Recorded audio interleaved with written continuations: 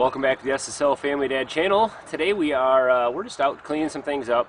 I got the excavator out. It had some mud on it, caked on it, and I was not able to get it off with our hose. And I really want to keep this equipment clean. And so I thought I'd show you guys kind of how I maintain this stuff. And one of the things that has been pretty helpful that I kind of never thought I would have. I thought they were too expensive and not an investment that I would make, but it's this power washer. So this excavator behind me, as well as my tractor, a lot of my implements like my rototiller and other things, they get really muddy a lot of times, especially during the spring and winter time. I'm out in the mud, maple syrup time especially, it's very muddy and wet during that time. So one of the things that's always a pain is, when you put your implements away or when you put your equipment away, you want to clean all the mud off it. You don't want to leave caked on mud on your brush hogs, on your rototillers, on any of your hay equipment. You don't want to leave any kind of mud or grass or anything like that stuck on the metal, because it'll just hold moisture against that metal and it's sure to rust. And so especially in these tracks on this excavator, it gets a lot of mud caked in there. I was digging through the mud and the mud just stays in there and it hardens if you don't clean it off right away. And so having a power washer, a pressure washer, has made these kinds of jobs a lot easier. Not only can I wash my cars and clean out IBC totes and maple syrup buckets and all kinds of other things, I can wash off this equipment. So this is a West Force power washer. They're not as expensive as I thought. You can get these on Amazon. It comes with a bunch of different tips, so you can get a real fine straight nozzle, you can get a real wide fan, and it just, the thinner they are, the more high-powered, more targeted pressure you get. It's got a little soap dispenser on the back. You can add soap to it, and it'll put soap right in the water as you're spraying. It's a lot more powerful and works way better than I thought. Now, it's probably not as powerful as like the quarter washes, but it seems pretty close, to be honest with you. And man, it just makes these jobs a lot easier. So I'm going to take you through, kind of maintaining this thing, greasing everything up. One of the things I like to do is clean it off first. I clean off the equipment first with the power washer. So basically what we're doing is I'm going to clean off this whole thing, get all the mud out of here, get this all kind of rinsed off, and then I'm going to go through and grease everything up. So I'll show you what I do with greasing and what I use for that. It's not super complicated, but I'll just take you guys through and show you what we do to get this stuff cleaned up and put away so it's stored properly and doesn't rust. So when you're using the pressure washer, you've got the little grease fittings, the grease zerts here, and they've got a little ball bearing in the middle. And that has a spring on it, and it holds that shut so that dirt and moisture and things like that don't get in there. Only when you put the grease gun on there and press, squeeze the grease in, does it go around that bearing, and it depresses the spring back and pushes the grease into the fitting. Now, if I take this power washer and I blast right in here, I'm going to push water into that fitting. So you want to be real careful. I'm not spraying, I might spray at an angle, against it this way to get mud or something out from around it. But I'm not going to press, I'm not going to spray real hard at these fittings here where the grease is actually squeezing into it. I'm not going to spray real hard right at these zerts, because I don't want to force water into those fittings. And I always want to power wash first before I grease. So in case I do get any water in anything, I'm going to push that grease through there and force any water out so that I just have fresh grease in.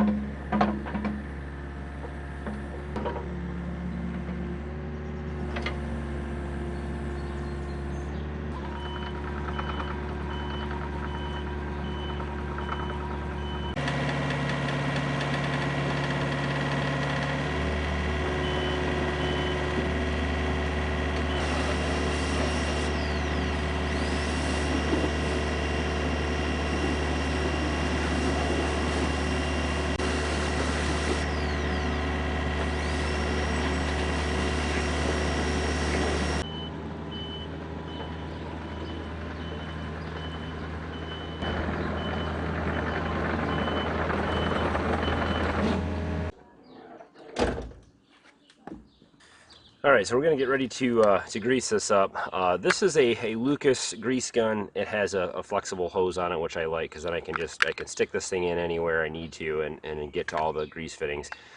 This has been a great grease gun for me. So I ordered this on Amazon many years ago. I've used it for quite a long time, and it's been working good. It's a little bit hard to load the grease cartridges into it or whatever, but once you kind of figure it out, it's not too bad. The type of grease that I usually use is this stuff. You can get a lot of different grease at local stores, whatever. I mean, Walmart sells it, farm stores sell it, multi-purpose grease.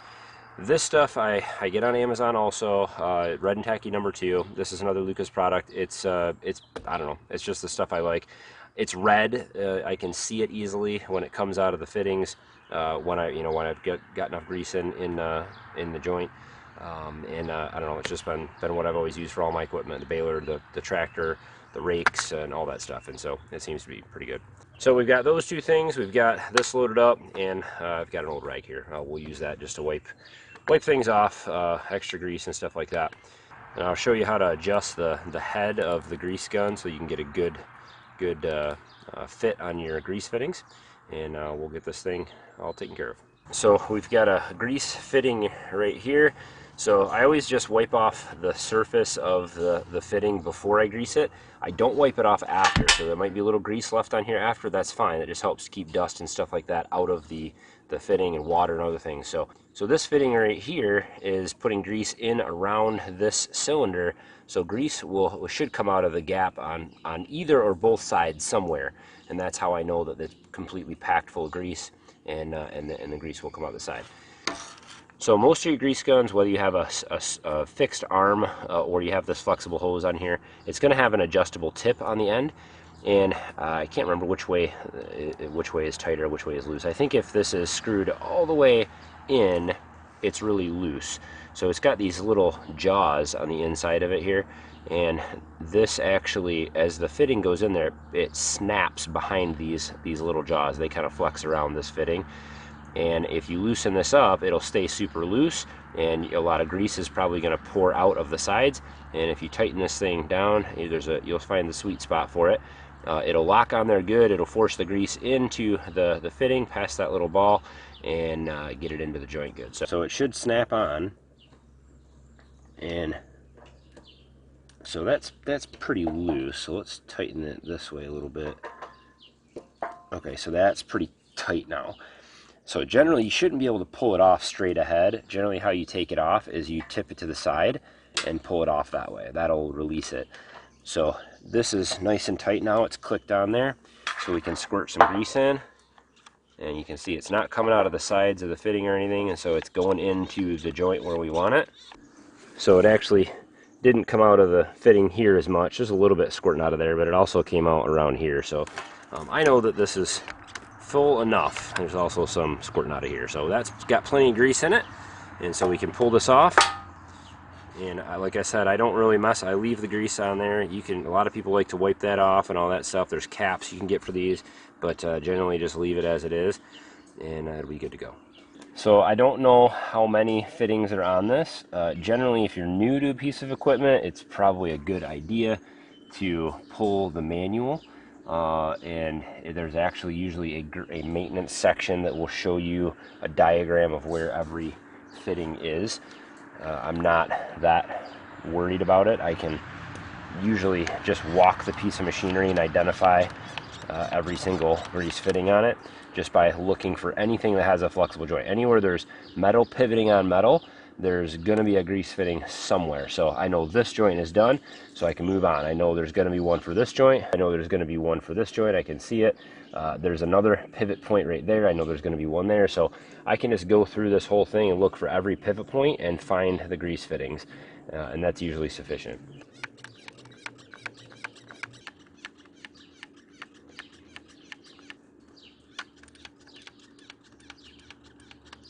You got to make sure that you wipe the dirt off the face of these fittings, otherwise you're just going to force all that dirt right into the joint, and that gritty grease actually wears stuff out. Alright, so we ran out of grease, so I'm going to pull the plunger down to the bottom, and it'll lock. Take the head off.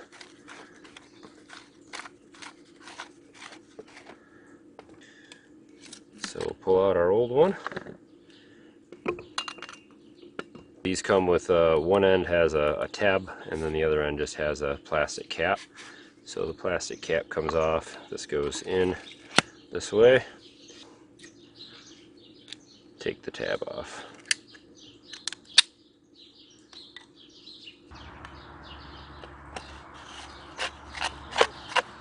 Screw our head back on, and then release the plunger tension back onto the bottom of the grease. So that's pushing up on the grease, pushes it up into the head where you have the pump mechanism that forces it out the straw. So we'll give that a second to kind of pressurize into the tubing there, and we'll throw this out and finish up.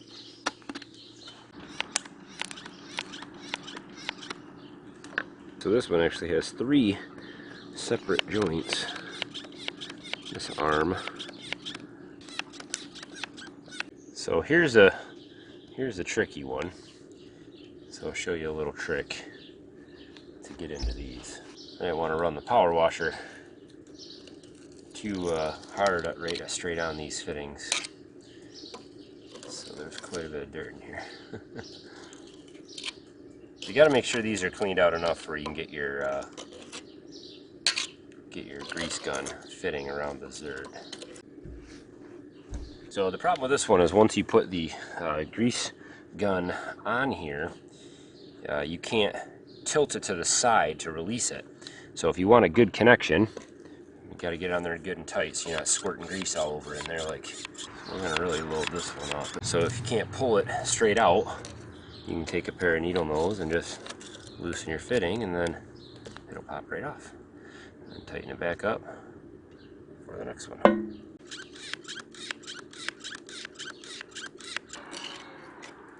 I always want to turn that the wrong way. So there's 2 things that you can do to keep your equipment running long. If you put your implements away, all your 3-point equipment, even your tractor, your bucket, all that stuff with mud in it, you know, you just put it away. I know it's, I've done it. You know, on long days, it's winter time sometimes, and you don't want to get water and stuff like that out, whatever, it's hard to clean off. At least clean it off with a shovel. Get that dirt off, get the mud off, so you don't have dirt and mud or even ice and snow sitting on your metal equipment.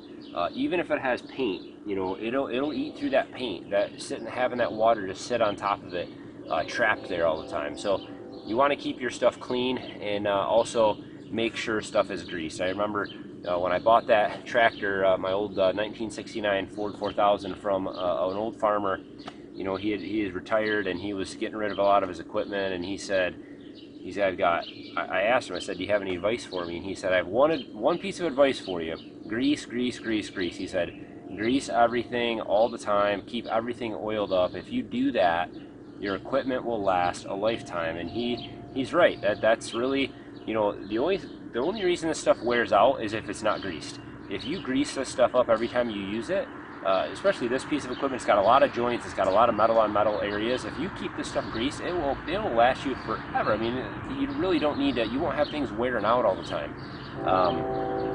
Keep your stuff clean, keep your stuff greased. So I'll put a link in the description to this grease gun. I really, you know, you're not paying me to do this. This is a good grease gun, and it has really been handy for me. I love having the flexible hose on it to really get in and around stuff.